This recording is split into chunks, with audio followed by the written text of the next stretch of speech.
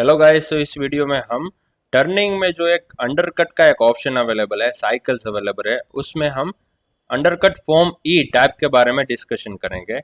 तो सबसे पहली चीज़ है कि अंडरकट फॉर्म ई जो कि DIN 509 स्टैंडर्ड पर काम करती है, उस पर बेसिस पर वर्क करती है। नाउ अंडरकट टाइप ई में देखा जाए तो यहाँ पर सिर्फ एक स्टेप ओडी में ही अंडरकट हम जनरेट कर सकते हैं।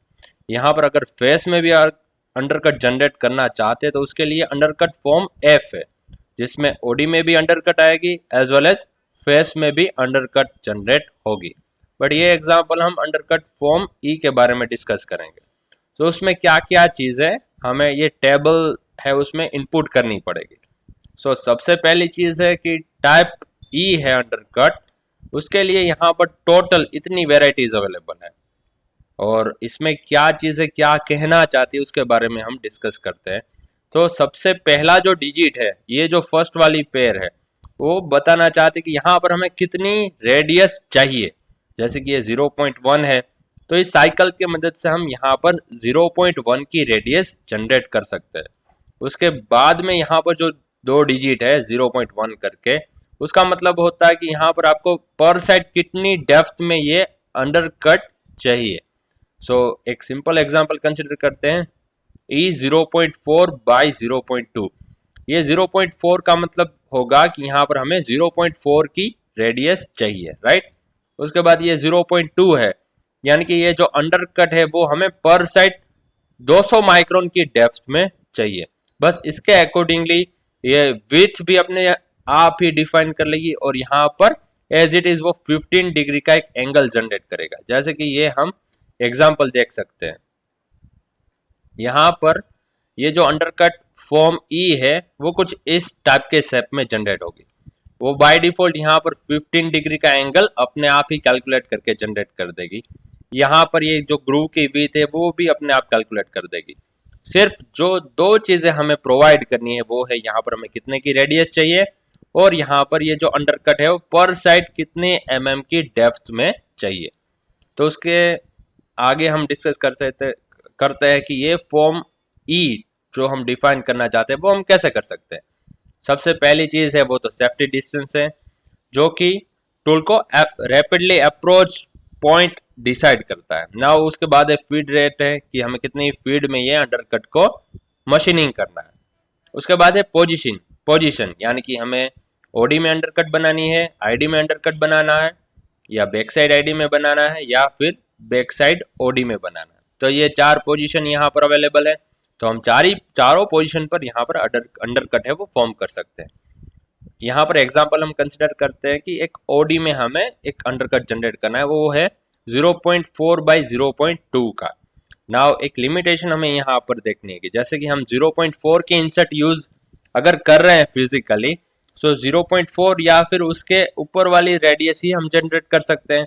0.4 की मदद से हम 0.2 की रेडियस तो जनरेट नहीं कर सकते, तो वहां पर बाय डिफॉल्ट एक अलार्म जनरेट होगा। अगर हमने गलती से ऑफसेट में टूल लिस्ट में यहाँ पर 0.2 की रेडियस मेंशन की होगी और हम बनाना चाहते हैं 0.2 की नोज रेडियस वाली अंडरकट, तो ये तो पॉसिबल ही नहीं है। सो फिजिकली अब प्रैक्टिकली एक एग्जांपल कंसिडर करते हैं, ई 0.4 बाई 0.2 की एक हमें अंडरकट DIN 509 टाइप ई हमें जनरेट करना है। नाउ आगे क्या चीज है, x0, यानी कि आपको कितने के डायमीटर पर ये अंडरकट जनरेट करने, यानी कि ये रेफरेंस पॉइंट्स अभी हम डिफाइन करने वाला है कि कितने डायमीटर पर, यानी कि वो समझ जाएगा कि 20 के डायमीटर पर हमें अंडरकट बनाना है। फिर Z0, यानी कि ये जो अंडरकट आप बनाना चाहते हैं वो जो फेस है वो आपने जहां पर Z0 लिया है उससे कितने के दूरी पर है। सो ये उस फेस पर हमारा अंडरकट फॉर्म कर देगा। उसके बाद का पॉइंट है X1, कि हो सकता है कि यहाँ डायमीटर पर जो हमारा 20 का डायमीटर है उस पर अभी हमने कुछ फिनिशिंग स्टॉक रखा हो, फिनिशिंग अलाउंस रखा हो फिनिश करने के लिए, उससे पहले ही हम अंडरकट फॉर्म करना चाहते हैं। सो वो डायमीटर कितने का है वो हमें यहाँ पर डिफाइन करना है। सो उसकी वजह से क्या होगा कि टूल है वो फीड रेट में इतनी और दूरी से चलेगा और उस टेपर पोर्शन में इस तरह से अंडरकट मारने के लिए वो दूरी से फीड रेट में आता हुआ पेनिट्रेट होगा मटेरियल। सो यहाँ पर हम इंक्रीमेंटल और एब्सोल्यूट दोनों मोड में डिफाइन कर सकते हैं। अगर हम इंक्रीमेंटल में 0.15 मेंशन करेंगे सो वो 20.3 पर साइड, क्योंकि 0.15 माइक्रोन का हमने अलाउंस छोड़ा है, तो वो 20.3 कोऑर्डिनेट से यहाँ पर टेपर में चलेगा प्लस सेफ्टी डिस्टेंस।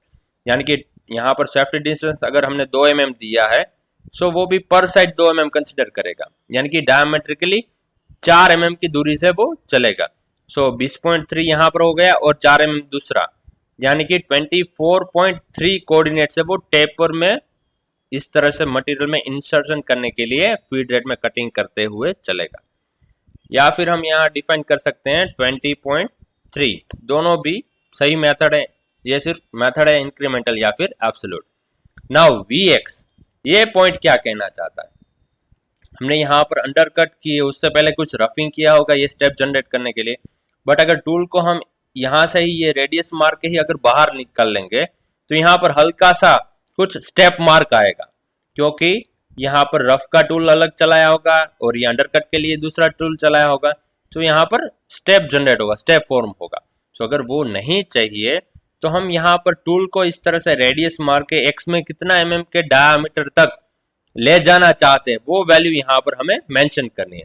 जैसे कि यहाँ पर जो दूसरा स्टेप वुड है वो 50 mm का है, सो हम पूरा ये फेस 50 mm तक ले लेंगे, जिससे यहाँ पर स्टेप जनरेट होने का चांसेस यहाँ पर बनेगा ही नहीं। उसे एक्सेप्ट करते हैं और उसका सिमुलेशन देखते हैं कि ये जो अंडरकट है वो कैसे वर्क करती है, उसकी साइकिल कैसे वर्क करती है। सबसे पहले हमने एक टूल से एक स्टेप जनरेट कर दिया है, राइट, इस तरह से। नाउ हम इसको अंडरकट का जो प्रोग्राम है उसे सिंगल ब्लॉक में रन कराते हैं। यहाँ पर इश्यू आ रहा है कि टूल रेडियस टू लार्ज, तो हम ऑफसेट में जाकर देखते हैं, यहाँ पर 0.8 की टूल नोज रेडियस डिफाइन की है, राइट। बट अगर हम देखें कि ये साइकिल जो टाइप ई है वहां पर हमने डिफाइन किया है 0.4, तो ये तो गलत है, क्योंकि हम 0.8 की इंसर्ट की मदद से यहाँ पर 0.4 की इंसर्ट तो जनरेट नहीं कर सकते। यस, तो यही यहाँ पर हम 0.4 मेंशन कर देते हैं, तो उसकी मदद से 0.4 की मदद से 0.4 तो जनरेट हो सकती है, राइट। सो इस तरह से वो अपने आप अलार्म भी जनरेट कर देगा। सो हमें अगर कुछ इश्यू है तो हमें वहीं से ही पता चल जाएगा, और ये जो टूल पाथ है वो भी कंपेंसेशन में ही जनरेट होगा। नाउ सिंगल ब्लॉक में हम स्टार्ट करते हैं, तो यहाँ पर 24.3 से टूल अप्रोच कर रहा है, फिर वो Z का कोऑर्डिनेट भी अपने आप ही कैलकुलेट कर देगा और कुछ इस तरह से मटेरियल में पेनिट्रेट होगा और यहाँ पर रेडियस जनरेट करके देगा। यहाँ पर डायमीटर हम देख सकते हैं कि ये जो अंडरकट का डायमीटर जो जनरेट हो रहा है वो 19.6 का है। जो हमने x0 डिफाइन किया था वो 20 mm है, और ये जो अंडरकट है वो हमने सिलेक्ट किया है 0.4 बाई 0.2, यानी 0.2 पर साइड डेप्थ। यानी अगर 20 में से 0.2 ट्वाइस हम बाद करते हैं, सब्ट्रैक्ट करते हैं, तो 19.6 आएगा। सो ये पर साइड 0.2 की डेप्थ टूल ने अभी कंसिडर कर ली है, और यहाँ पर एट द एंड वो 0.4 का एक रेडियस भी जनरेट करते हुए जाएगा। और x में हम देख सकते हैं कि वो टूल है वो 50 mm तक फीड रेट में इस तरह से जाएगा, जिससे बीच में कहीं पे भी स्टेप आएगा नहीं। ना वहीं पे एक दूसरा एग्जांपल ले लेते हैं, जैसे कि हमें यहाँ पर 1/0.2 या 1/0.4 का एक अंडरकट जनरेट करना है। अभी हम कॉर्नर रेडियस है वो 0.8 कर देते हैं, राइट, कुछ इस तरह से। और यहाँ पर कुछ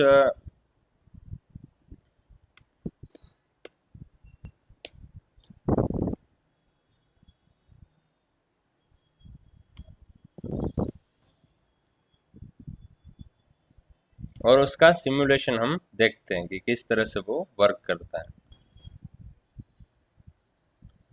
नाउ जो हमने अंडरकट के लिए जो प्रोग्राम जनरेट किया था उसका सिमुलेशन देखते हैं। सो सबसे पहले टूल ने 24.3 और Z में कुछ कोऑर्डिनेट पर अप्रोच किया, फिर वो वहीं से इस तरह से टेपर में मटेरियल में पेनिट्रेट करेगा। यहाँ पर हम देख सकते हैं 19.2 जो हमारा अंडरकट डायमीटर जो ग्रूव ओडी है वो जनरेट होगा, क्योंकि यहाँ पर हमने 0.4 पर साइड डेप्थ के लिए ये टेबल सिलेक्ट किया हुआ है। उसके बाद यहाँ से वो जो 1 mm की जो रेडियस यहाँ पर जनरेट करेगा वो हम देख सकते हैं।